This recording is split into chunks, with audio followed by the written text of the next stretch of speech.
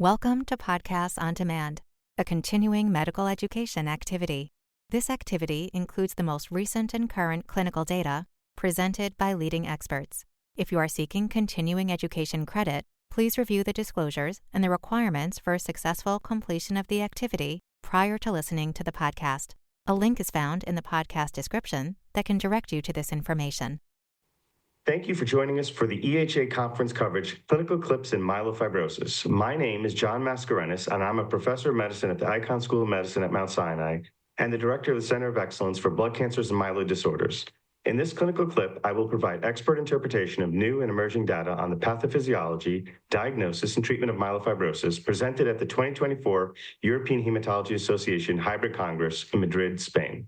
So the first study we're going to cover today deals with the MANIFEST-2, which was a randomized phase 3 study of pelabresib, the pan-BET inhibitor, in combination with ruxolitinib versus ruxolitinib alone. And it's first important to sort of set the stage and understand the relationship between JAK-STAT signaling and BET proteins, and the synergy possibly by blocking BET proteins in terms of abrogating aberrant megakaryocyte differentiation, erythroid differentiating, and reducing this pro-inflammatory cytokine production that drives the disease process and contributes to the bone marrow fibrosis and disorganized stromal environment that ultimately leads to extramedullary hematopoiesis through aberrant stem cell trafficking. So the splenomegaly, the hepatomegaly, the cytopenias, and ultimately the systemic symptoms that burden our patients with myelofibrosis.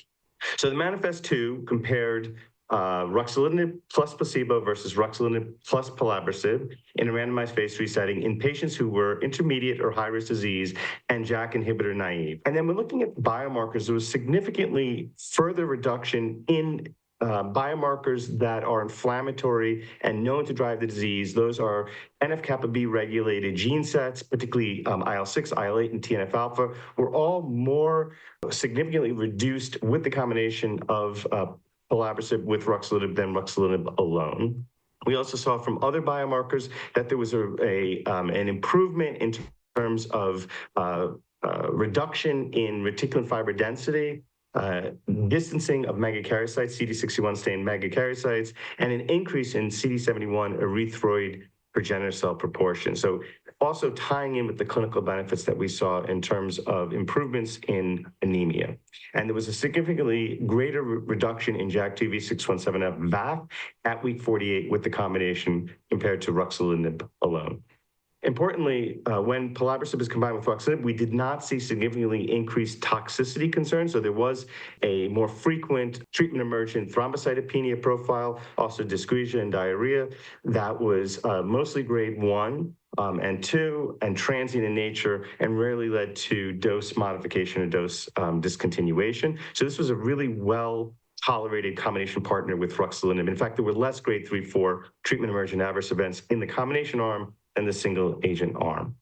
This likely leads to potential in paradigm shift of treating patients with myelofibrosis, moving away from single agent ruxolitinib to combination strategies with pelabresib, and follow-up data at week 48 and beyond is expected in the near future.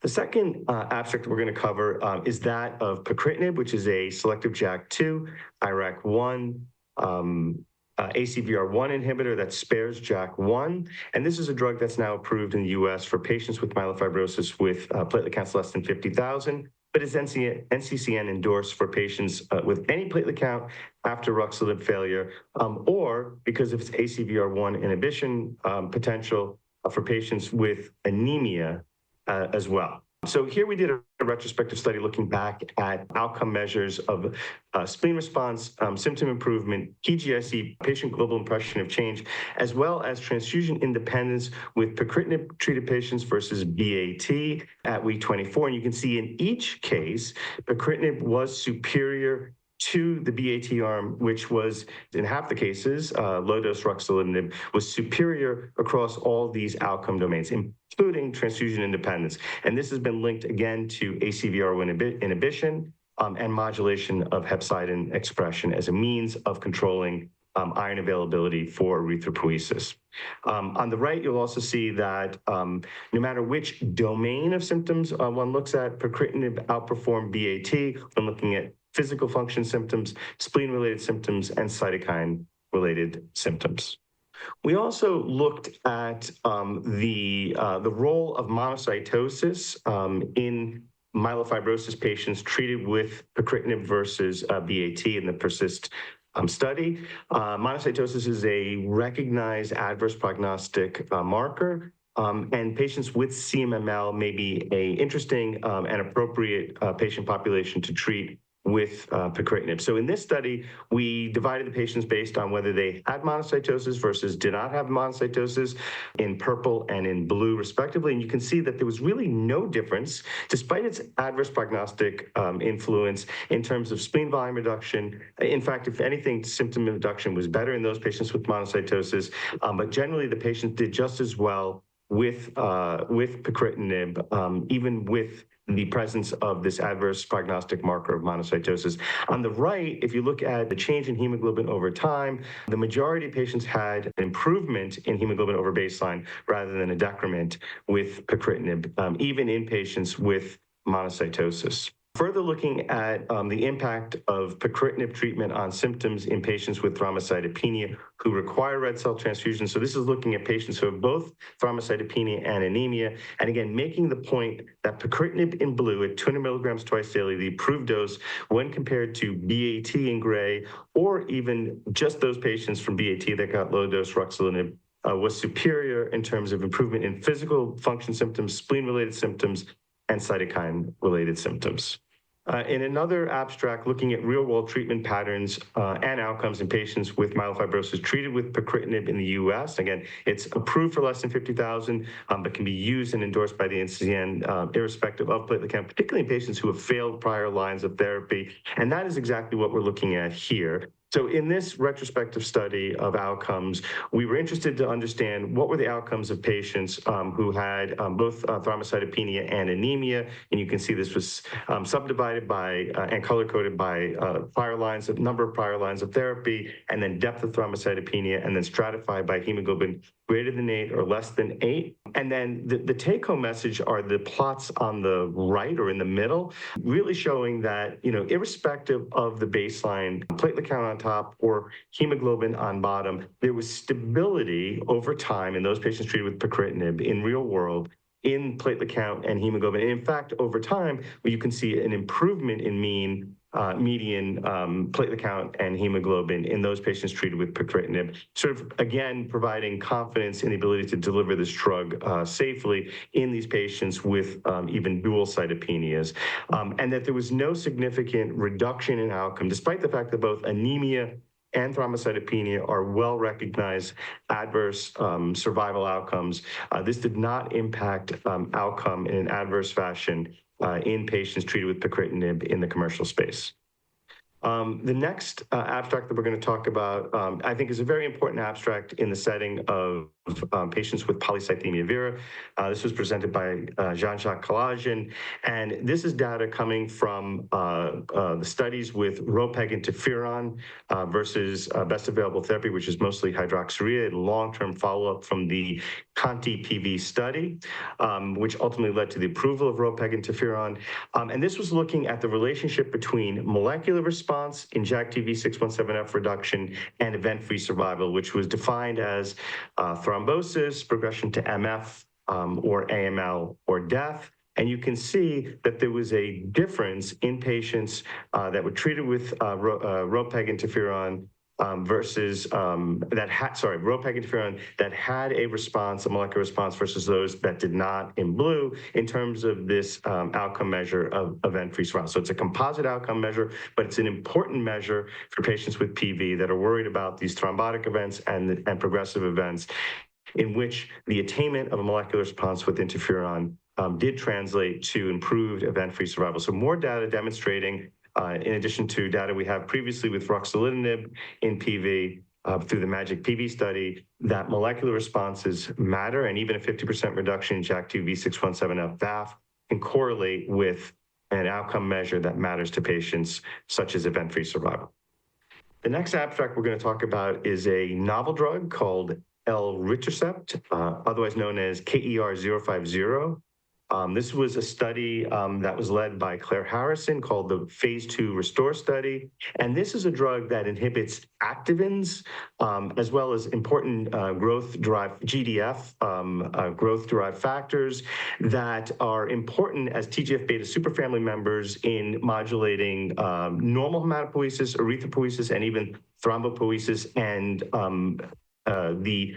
mediating the tumor microenvironment and fibrosis. So a drug that targets and inhibits these molecules, these signaling molecules, could improve erythropoiesis, thrombopoiesis, reduce fibrosis, and potentially even impact splenomegaly through extramedullary hematopoiesis. And the Phase 2 Restore study was looking at this drug given subcutaneously every month in patients with myelofibrosis who were either on ruxolitinib or off ruxolitinib, who had anemia, and were treated with this drug in dose escalation cohorts, looking for a recommended Phase 2 dose, which was ultimately determined.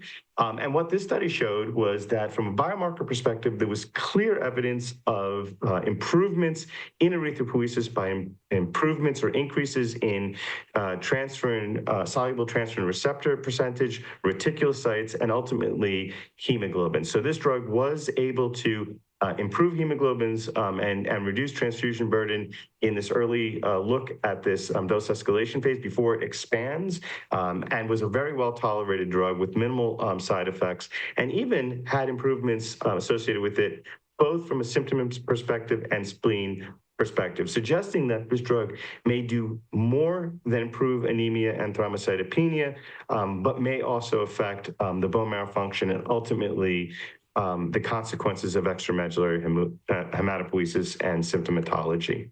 Therefore, it was deemed a safe and well-tolerated drug, and will move forward at its selected recommended Phase 2 dose in an expansion phase, which is eagerly awaited for results in the future. The next abstract we're going to talk about was presented by Dr.